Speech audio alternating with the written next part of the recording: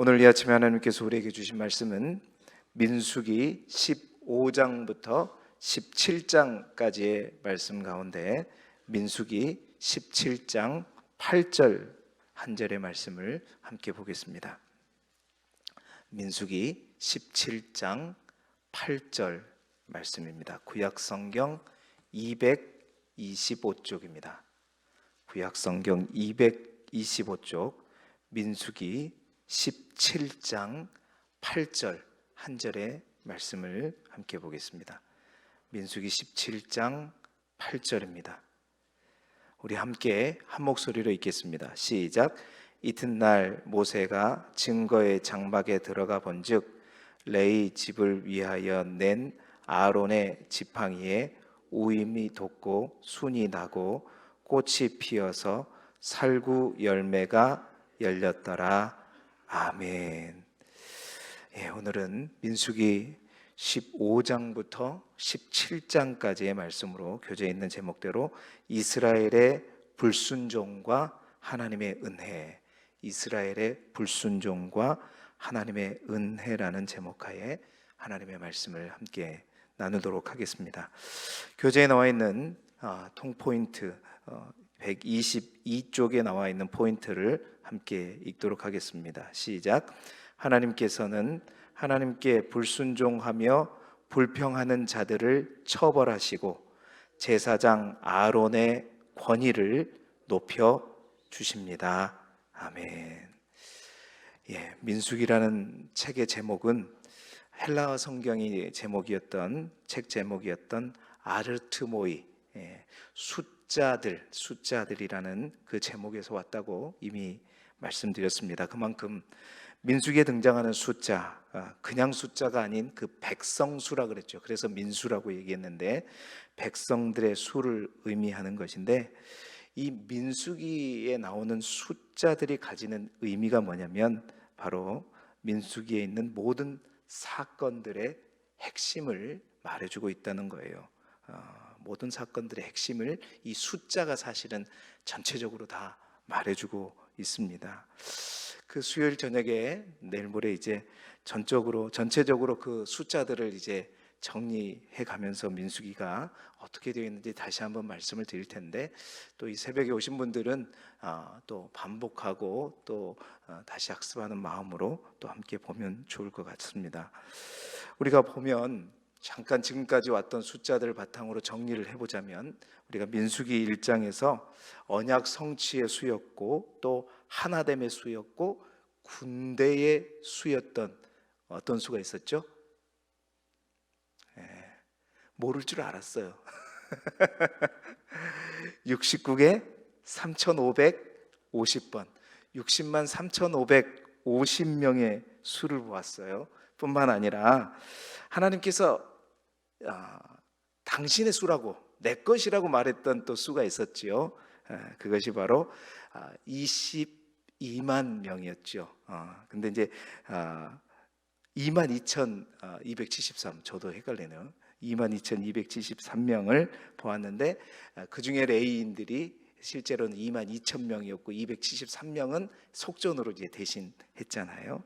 하나님의 수, 하나님의 소유의 수였고, 또 세 번째, 그 레위인 중에서 영적인 무전병에 비유했잖아요. 제가 그 특수한 임무를 맡아서 성막 봉사에 헌신했던 30살부터 50살까지의 그 수, 봉사의 수 8,580명. 1장부터 4장까지 우리가 이 세 가지 수, 세 가지 백성들을 중심으로 이스라엘은 하나님을 중심으로 한 하나 되어서 결국 여호와의 군대와 같은 그런 어떤 조직을 만들게 되었습니다. 그래서 정말 그 군대가 영적으로 그 군대 안에, 그 백성 안에 있는 막 부정 같은 거 다 제거하고 출발 준비들을 아주 하나님 안에서 탄탄하게 했었잖아요. 그래서 다 된 것 같았는데 이제 막상 출발을 해보니까 그들 안에 진정한 적은 외부에 있는 적이 아니라 그들의 불신앙이었고 그들의 탐욕이었고, 이제 정말로 진짜 적이 무엇인가를 알기 시작하면서 이제 여호와의 군대는 출발과 동시에 삐걱거리기 시작했습니다. 그래서 위태로운 모습으로 또 모세를 절망시키게 했고 절망스럽게 했고 또 하나님의 진노를 사게 되었죠. 그럼에도 불구하고 가데스 바네아, 바란 광야의 가데스 바네아에 도착했을 때 하나님은 그곳을 취하라고 말씀하셨고 그래서 가나안 땅을 미리 보게끔 정탐꾼 12명을 보내게 했습니다. 그때에도 여러분 엄격하게 말하면 10명과 2명이었어요. 뭔가 불신앙의 수와 믿음의 수의 비례처럼 보여지는 10명과 2명. 결국 그들의 불신앙은 믿음의 현주소를 완전히 드러냈고 이제 하나님은 내가 이 백성이 어느 때까지 나를 멸시하겠느냐, 어느 때까지 나를 도대체 믿지 않겠느냐 하시면서 마치 노아의 홍수 때처럼 이스라엘 백성 전체를 다 쓸어 버리려고 했지요. 그런데 모세가 하나님 앞에 엎드리며 중보 기도함으로써 출애굽 1세대만 광야에서 40년 동안 이제 죽어가게끔 하나님께서 하셨잖아요. 오늘 우리가 읽을 이제 15장부터 17장은 바로 그 연장선상에 있는 이야기입니다. 이미 하나님의 결정은 끝났어요. 출애굽 1세대는 이제 광야에서 40년 동안 보내면서 다 죽게 되고 그들은 가나안 땅을 밟지 못하게 될 것이다. 오늘은 그 이야기에 이어서 그 출애굽 1세대들이 이스라엘 안에서 이제 어떻게 죽어가는가, 그들로 인해서 이스라엘 백성들이 하나 되었던 이스라엘 백성들이 어떻게 무너져 가는가, 바로 그것을 또 오늘 우리가 만나게 되는 2개의 백성의 수가 나옵니다. 그 2개의 백성의 수를 통해서 보여주고 있는 것이죠. 오늘 등장하는 2 백성의 수를 통해서 과연 어떤 사건이 일어났고 그 속에서 하나님은 무엇을 준비했는가, 오늘 말씀과 더불어 함께 나누기를 원하는데요. 첫 번째 등장하는 수, 백성의 수가 뭐냐, 바로 하나님의 질서를 깨트리는 수 250명입니다. 250명. 성경을 미리 읽고 오신 분들은 알겠지만 하나님의 질서를 무너뜨리는 수예요. 250은 하나님께서 정말 이스라엘 백성들을 온전하게 하나로 만들었던 그 순서, 정확하게 보면 그 순서 거꾸로 이스라엘 백성들이 무너집니다. 거꾸로, 역순으로. 먼저 레이의 중손이요 고핫의 손자요 이스할의 아들 고라는 레이 자손이고 레이 자손으로서 성막 봉사를 했던 사람이에요. 그리고 모세와 아론의 사촌이었죠. 그가 중심이 되어서 르우벤의 자손 엘리압의 아들 다단과 아비람과 벨렛의 아들 온이 함께 당을 만들어요. 당을 만들어 가지고 그 당에 이제 누구를 포함시키고 또 끌어들이냐면 이스라엘 자손의 총회에서 택함을 받은 자, 그 회중 가운데 이름 있는 지휘관 250명을 그 당에 끌어들입니다. 그래가지고 바로 그들이 함께 당을 만들어서 모세와 아론에게 반기를 들게 되죠. 레이 자손이었고 모세와 아론의 사촌이었던 고라의 타겟은 뭐냐? 아론의 제사장권이었어요. 우리가 왜 레이로만 성막 봉사만 해야 되느냐 했죠. 아론의 제사장권이었고, 르우벤입니다. 상징적이죠. 인정받지 못한 르우벤의 자손의 다단과 아비람과 온 및 250명의 지휘관들의 타겟은 누구였어요? 모세였습니다. 모세의 그 지휘권, 그것이 타겟이었죠. 그래서 하나님께서 부여하신 이제 영적인 권위에 도전하게 되는 거죠. 여러분 정확하게 보시면 여러분 기억나세요? 이스라엘 백성들이 그 하나의 군대로 만들어질 때에 이제 성막 봉사 8,580명까지 다 이제 세워놓고 이스라엘 백성들의 지휘관들이 한 마음 한 뜻으로 헌물을 드리고 또 하루씩 똑같은 예물을 하루씩 맡아가지고 12일 동안 계속해서 예물을 드렸던, 여러분 기억나시죠? 그 지휘관들이 그대로 모인 것은 아닙니다만은 똑같은 방법으로 그 이스라엘 헌심을 다짐했던 그 이스라엘들의 지휘관과 같은 그러한 어떤 이름 있는 지휘관들이 함께 모여서 어떻게 해요? 영적인 권위의 정면으로 도전하게 되는 거예요. 뿐만 아니라 영적 무정병과도 같았다고 제가 비유했던 레인들 8,580명이 정말 헌신을 다짐하면서 대대적인 위임식을 했잖아요.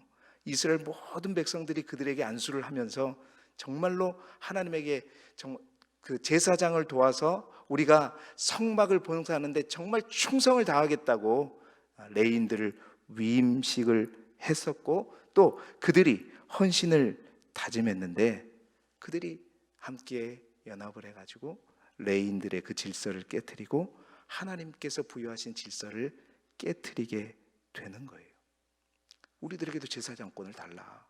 우리라고 맨날 무거운 것만 들고 맨날 그 기구만 들고 다닐 거 있냐, 우리도 제사장이 될 수 있지 않느냐 하면서 아론의 제사장권에 도전하는 거, 이건 곧 하나님께서 부여하신 질서를 깨트리는 것이고 하나님의 권위에 도전하게 되는 것이죠. 이 고라당의 반역 사건에 동참한 250명, 정확하게 말하면 254명이죠. 이 수가 어떤 수인가? 하나님의 질서를 완전히 깨트리고 파괴하는 수이고, 공동체를 흔드는 수요, 또 공동체를 위기로 몰아가는 수였던 것입니다. 여러분, 그래요. 그렇게 탄탄하게 영적으로 무장한 이스라엘 민족 같았는데 정말 무너지는 것은 순식간이었고 한순간에 무너지게 되는 것을 보게 됐죠. 이 고라당 반역의 사건은 사실 사단이 믿음의 공동체를 어떻게 무너뜨리는가, 정말로 하나님의 공동체를 무너뜨릴 때 어떠한 방법을 사용하고 있는가를 우리에게 정말로 자세히 보여주는 것이라고 볼 수 있습니다. 어둠의 영이 하나님의 교회를 흔들 때도 마찬가지예요. 반드시 뭘 공격하느냐? 그 믿음의 공동체의 수장들, 그 믿음의 공동체의 영적인 리더자를 먼저 무너뜨리는 거예요. 그런데 그들을, 리더자를 무너뜨리는데 정말로 무서운 일이지만 누구를 사용하느냐? 그 공동체 안에 있는 하나님의 마음을 붙잡고 하나님의 마음을 붙잡는 이들이 아니라 하나님의 마음 대신 사람의 마음, 그러니까 사람의 마음을 하나님으로부터 빼앗는 자들, 그들을 통해서 이 파괴적인 일을 모의하게 되는 것입니다. 정말 이건 무서운 일인데요, 이것이 단순한 반역이 아니라, 단순한 반란이 아니라 하나님이 세우신 몸된 공동체의 질서를 무너뜨리면서 파괴하는 행위죠.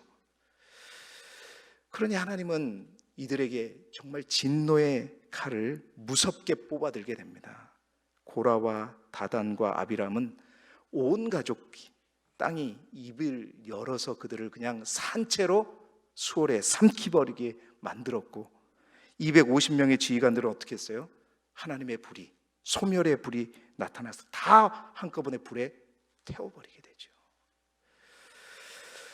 여러분, 그렇습니다. 저도 마찬가지고 우리 모두가 정말 하나님의 교회를 세우는 자리에 설 수도 있고 하나님의 공동체를 이처럼 무너뜨리는 자리에 설 수 있다는 것입니다.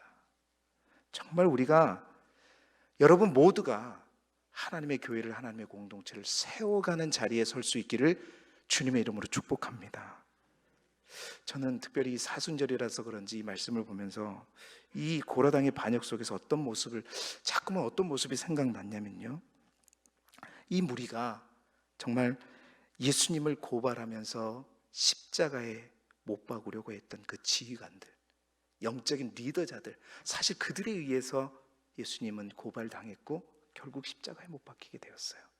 대제사장들, 서기관과 또한 바리새인들과 사두개인들, 그들이 영적인 리더자였단 말이에요. 지휘관들이었단 말이에요.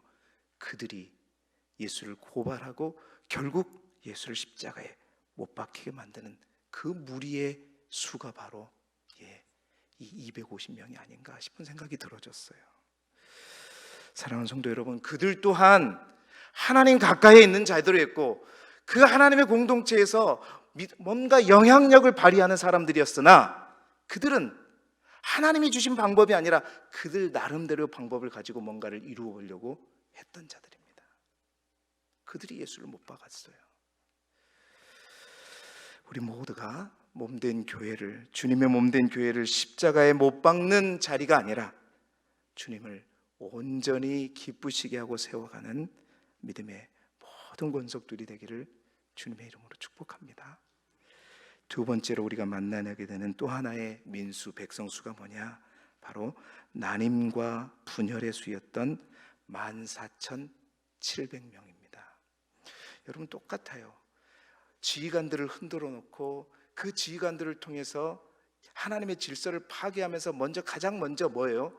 그 영적인 무전병들, 그 레인 8,550명의 그 수들을 파괴시키죠. 흔들어 버리죠.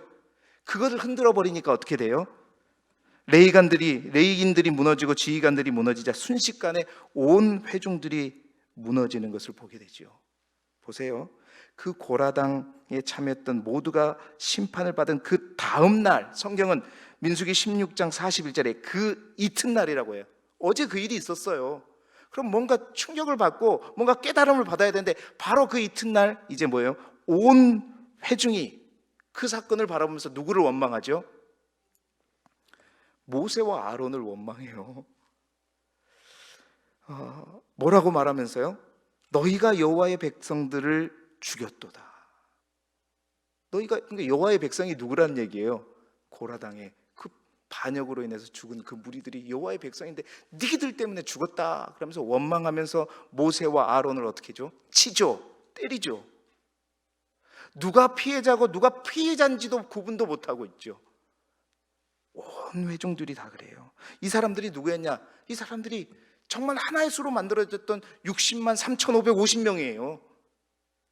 그들이 바로 모세와 아론을 치면서 막 하려고 하는 순간 여호와의 영광이 임하는 거잖아요.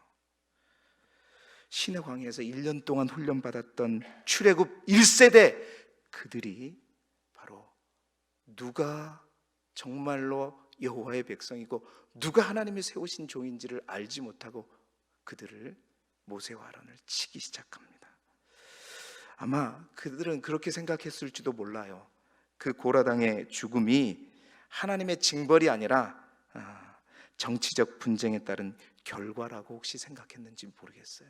어쨌든 그들은 모세와 아론을 치게 되죠. 그때 그럼에도 불구하고 모세와 아론은 어떻게 했냐? 16장 45절에 보면 엎드립니다. 제가 어제 말씀드렸어요. 모세와 아론이 엎드리는 게 이거보다 엎드림의 기도라고 그랬죠. 이스라엘 백성을 위한 중보의 기도, 엎드려요. 그래서 그 이스라엘 백성들이 정말로 누가 참으로 하나님을 반역한 자를 알지 못하고 연병이 발생해가지고 사람들이 죽어갈 때 모세와 아론들은 엎드리며 기도하며 모세가 아론을 시켜서 빨리 번제단에서 불을 피워가지고 저들을 위해서 속죄라. 결국 아론이 향로를 피워가지고 속죄를 딱 하는 순간 겨우 연병이 멈추었는데 그 멈추어지기까지 죽은 수가 얼마예요? 14,700명. 14,700명이 우리에게 상징하는 수는 뭐냐? 60만 3,550명이 이제 어떻게 됐다? 깨졌다. 그 말은 60만 3,550명이 하나됨의 수이요, 언약 성취의 수요, 이스라엘 영적 군대의 수였잖아요. 그 군대가 깨졌다라는 것을 의미하는 것이고, 분열의 수요, 난임의 수요, 바로 죽음의 수가 14,700명입니다. 여러분 너무나도 안타깝지 않습니까? 어떻게 해서 어쩌면 이렇게 해서 자연스럽게 하나님이 말씀하신 대로 출애굽 1세대는 어떻게 해요? 하나님의 구원의 드라마 속에서 하나님의 징계로 인해서 사라져가고 있는 것이지요. 이를 통해서 이스라엘 백성들, 하나 되었던 이스라엘 백성들, 하나님의 중심으로 세워졌던 이스라엘 백성들이 산산조각이 나버리는 거예요. 마치 유대인의 리더들에 의해서 도소를 당해 붙잡혔을 때 정말 고발하고 정말 죽여야 될 자가 누군지를 알지 못하고 오히려 바라바는 살리고 예수를 십자가에 못 박아라, 누구를 때리고 누구를 박아야 되는지를 알지를 못하는 그 회중들, 그래서 예수를 십자가에 못 박아서 결국 그들의 희망이었던 예수 그리스도가 십자가에 못 박혀 죽었을 때 많은 사람들은 예수가 메시아가 아니구나, 끝났구나, 죽었구나, 그렇게 시작한 그 모습과 똑같잖아요.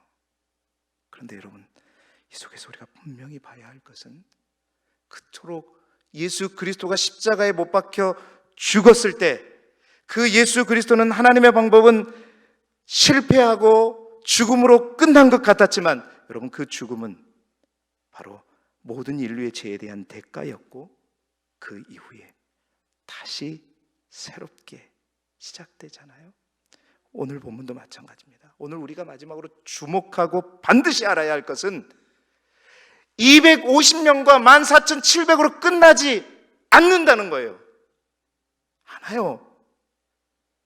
출애굽 1세대의 죽음이 하나님의 실패가 아니라 새로운 것을 준비하는, 그 속에 아름다운 하나님의 사랑이 또한 새롭게 시작된다. 이게 민수기가 우리에게 말해준 메시지예요. 보세요. 세 번째로 우리가 주목해야 될 징계 속에 피어난 사랑의 꽃입니다. 우리가 오늘 읽었던 17장 8절의 말씀이죠. 17장에 하나님은 이제 무너진 이스라엘의 회복을 위해서 다시 그 징계 속에서 사랑의 꽃을 피워가는 걸 상징적으로 보여줘요. 완전 초토화된 이스라엘 백성, 하나님과의 관계가 단절된 이스라엘 백성들의 회복을 위해서, 그리고 분열된 지휘관들의 마음속에 있는 모든 믿음의 불순물들을 깨끗이 청소하기 위해서 각 지파별로 지휘관들에게 지팡이 하나씩 갖고 와라.